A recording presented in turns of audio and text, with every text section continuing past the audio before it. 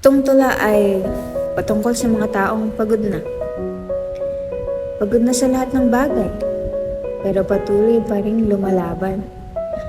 Para sa pangarap, para sa tagumpay. At para rin ito sa mga taong kailangan ng pahinga na siyang makapagpapagaan ng pakiramdam nila. Kaya, let's go!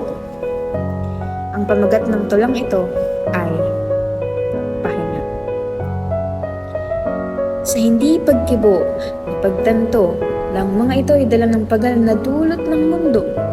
Ang pakiramdam na siyang nagpapahiwatig na sa bawat hikbi, ito ang kailangan ko.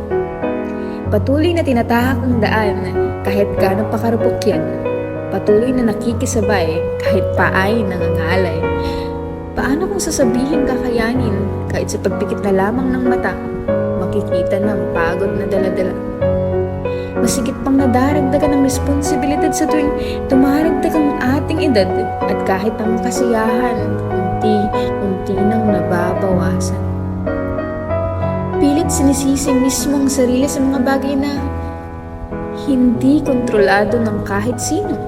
Tinatanong kung hanggang saan pang aabutin ng katulad kong nangangarap kahit man lamang maahon sa hirap. Iba-iba man ng prinsipyo, pare-pareho tayong pahinga ang kailangan sa bawat pagod na ating dinadala. Sapat na ito para gawing hugatan ng bawat isa. Aminin nating pahinga ang mga pagpapagaan ng kung ano man ang naririyan. Hindi pagsuko ang solusyon dahil maaapektuhan lahat ng desisyon. Hindi ito patungkol sa pinagdaraanan mo, patungkol to sa kung paano mo harapin kahit pa umabot sa puntong hindi mo nakakayanan.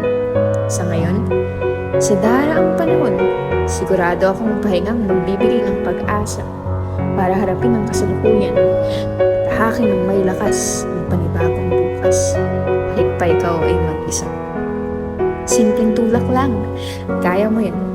Sa susunod, ito'y mapagtatagumpayan. Sana mong tinatahak na daan, pahinga ka lang, makakatapos ka rin dyan.